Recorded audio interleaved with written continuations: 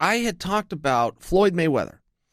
And when we talked last, which was Wednesday, as of then, Floyd Mayweather, and we recorded the show very early in the morning, but Floyd Mayweather was scheduled to be fighting on the New Year's Eve show in Rizin.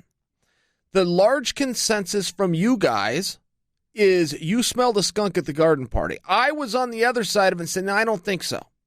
And the reason I did not think so is because of the black eye that it would give to Floyd's brand to have to tuck and run after a fight announcement, and that is not in line with the history of Floyd Mayweather. He does a number of things for publicity. Good for him. He's in that business.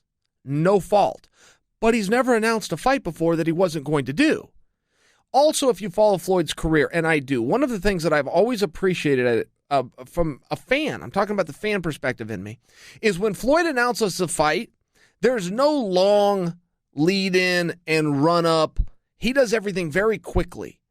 Just to put that in perspective, if you guys will remember when he fought Manny Pacquiao, even though that turned in to a fight that left a little bit to be desired, the build-up and the anticipation for that fight was about 5 years.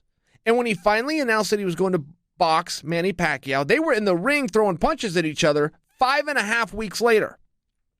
So Floyd follows a little bit of a different formula and a little bit of a different recipe that I, for one, like when I hear those mega fights and I hear that they're finally going to happen.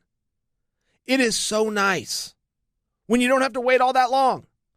So all of those things were in line with Floyd going to Rizin. I'm also a little bit more aware of Floyd's circumstances and situations than some, because I'm in the fight game. I understand the embellishment of his pay-per-view numbers, and I understand the embellishment of his net worth. But the one thing about Floyd's income is the outcome.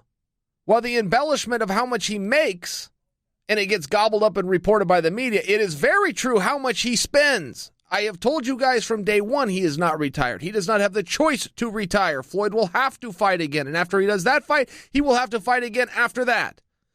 He will be like every other fighter whose story does not end well because they spend it like they're always going to make it. Talking about money over here is never something comfortable, but when the guy is a prize fighter whose nickname is Money, it becomes a little bit more relevant and a little bit more fair game. By me, it becomes very fair game for me to point out that he is going to fight for money, however much he can get. And while he will continue to make you guys believe that that's $100+ million, he will still get very good paydays, but that will go backwards and backwards and backwards like everybody else. Like absolutely everybody else. But one of the reasons that I initially was a little bullish that this was going to happen is I know his worth in North America, and I know how much it has greatly diminished. And I knew that going over to Japan, and if any point in that was not going to be great. That was going to be a big sign right there. When you're selling out T-Mobile Arena, and all of a sudden you're fighting at 3 a.m. for your North American fans, where nobody's going to watch, and you're counting on an entirely different market to carry you. It's going to, listen, call a guy Captain Obvious. You don't have to put on your Columbo rain jacket to figure out that's because things aren't great, but that's the trajectory of a career. I've seen it a million times. Floyd will not be any different from anybody else. But when I was to juxtapose that against what would happen if that did not come to fruition, what would be the upside to dipping your toe on that side of the pond and in that market and arena and then turning away and refusing to do it? That would be very bad. Listen, it hurt the Floyd Money Mayweather brand that he was going to go and do the fight in Rizin, and where there could have been some level of excitement and some level of circus show and attraction to it. And there was, for sure there was.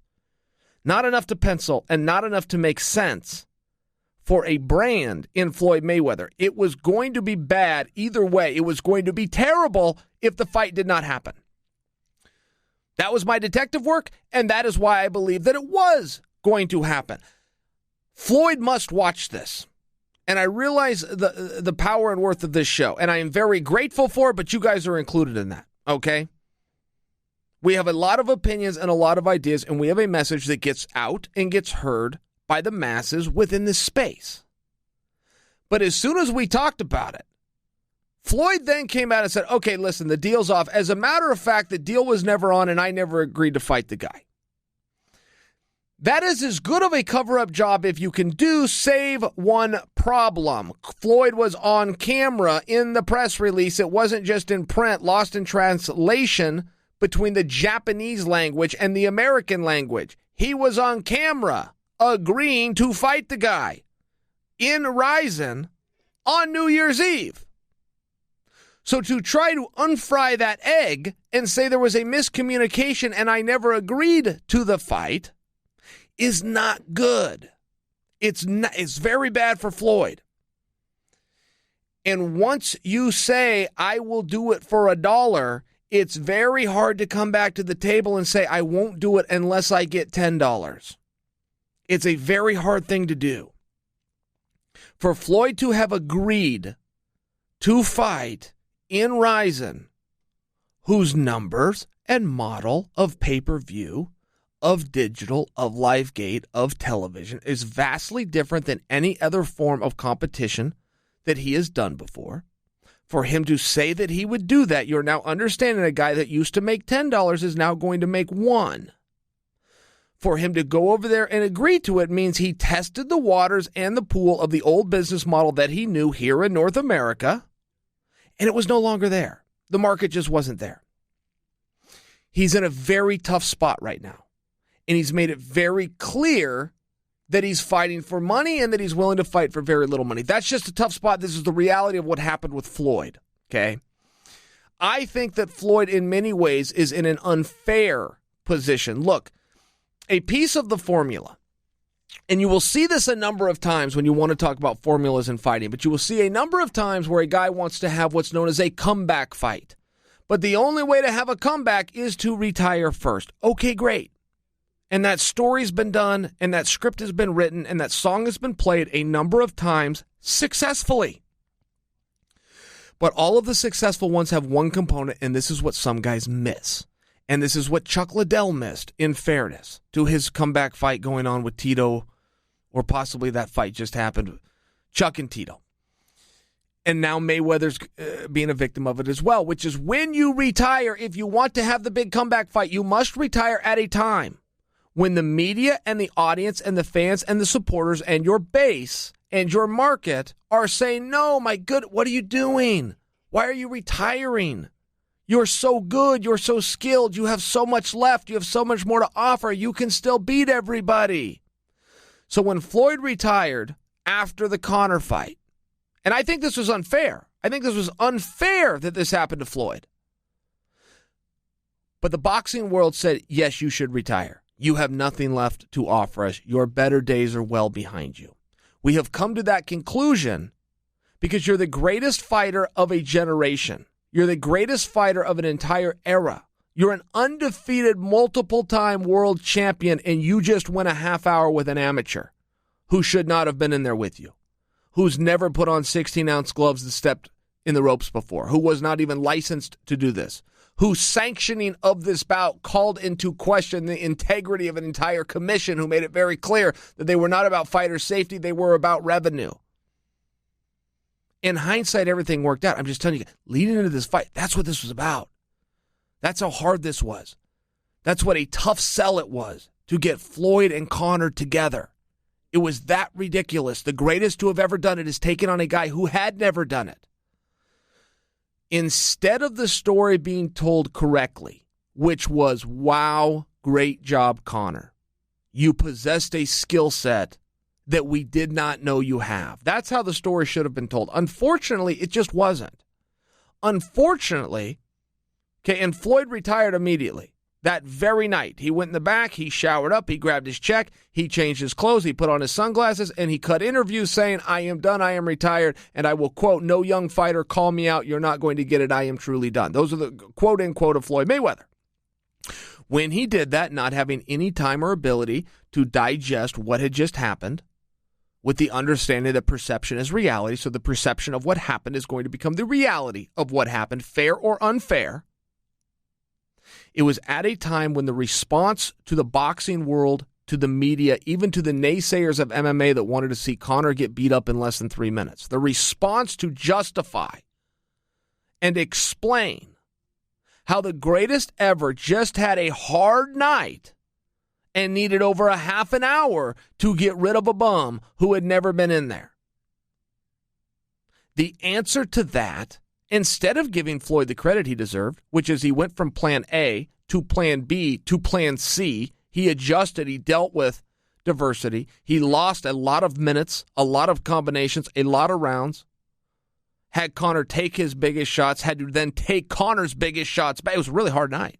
Floyd deserved a lot of credit. But instead of getting any of that, the answer that the boxing enthusiasts had was, well, yeah, Floyd's done. Floyd's an old man. Floyd shouldn't have even been in there tonight. He came off his couch, went in there. And yeah, he had a little bit of a hard time, but that's the only reason he had a hard time. The only reason he had a hard time is because this is an old Floyd Mayweather. I mean, he just listened to Floyd. Floyd just said he's going to retire. Floyd knew he was going to retire going into this. As a matter of fact, he basically was retired.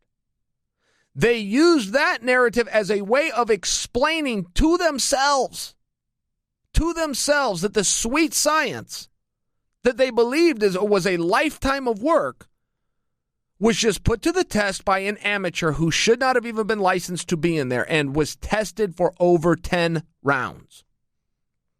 In 10 rounds. You get the point. I think that was unfair to do to Floyd. But perception is reality, and that was the perception. And it was a lot easier to come to that and use a scapegoat in Floyd Mayweather in conjunction with his retirement than a reality of, hey, listen, if you get a big, tough young guy in there with you that knows how to use his hands and isn't afraid to push hard and deep and make things ugly and go into a street fight, you can give the greatest boxer of all time some real problems. What should have been a compliment to Conor wasn't. I don't suggest for you guys that that was fair. What I do is accurately lay this out. I've never seen a sporting event in my entire life, my entire existence, where the reality of what we saw has been more rewritten by the media, but reaccepted by the viewer. I've never seen it, and I think that Floyd is a victim of it. But to explain to you guys how detrimental to Floyd's future career this mistake was, that he would go to Japan, hold a press conference, announce a fight, allow money to be spent. There's videos out there of this. There's highlight reels. They're advertising, they're promoting this to yank the card. The fact that he went over there in the first place means he doesn't have a seat in the table in America right now. That is 100% what it means. HBO has announced they're out of the boxing business. Floyd's contract was with Showtime in conjunction with T-Mobile Arena. He fought his last fight on Showtime and his last fight at T-Mobile Arena. There has been speculation saying Showtime soon is going to get out of the boxing business. I don't know that to be true. I just know there's a lot of places to box right now. I know Fox has a big presence. I know ESPN has a big presence. I know DAZN has a big presence in boxing right now. So opportunities for boxers certainly do exist. But it wouldn't matter even if you were the big name and the great resume of Floyd Mayweather. If you had a contract and you were boxing on Showtime, and Showtime, if the rumors is true, is looking to get out of boxing, then you're going to need a new home. It would seem as though that wouldn't be the hardest thing for Floyd to go and get. But the fact that Floyd popped up in Japan ready to do a special rules match. I mean, in Floyd's own words, he goes, I never agreed to a match. It was supposed to be an exhibition. I give a goddamn what you want to call it, Floyd. Okay, you want to call it a sparring session. You agreed to do it. You said you were going to do it. And the fact that you were going to do it against in a mixed fight situation, special rules as they had called it, whatever those change in the rules were going to be to add to the spectacle of it, whether you want to call it an exhibition, a sparring session, or a live competition, it doesn't matter. The fact that you had to go to Japan and outside of your comfort zone and do it in this kind of a format is not great for the brand. Making it worse is then refusing to do it after you agreed to do it, and making that a triple down worse is coming out and denying on camera that you ever said you would do it when we all found out you were going to do it by you going on camera and saying you were. This is a very, very bad and bumbled situation. I do not expect a lot from Floyd Mayweather. Why, a brilliant boxer, that is where the brilliant term goes out when discussing Floyd. There's not a lot of other things you could compliment for his intelligence. But somebody thought this was a good idea. Somebody in the PR department or the marketing department, somebody that Floyd listens to, thought this was a good idea. And it was a terrible idea from the jump, even had it gone through. Even had it gone through. And when I spoke to you guys about this on Wednesday,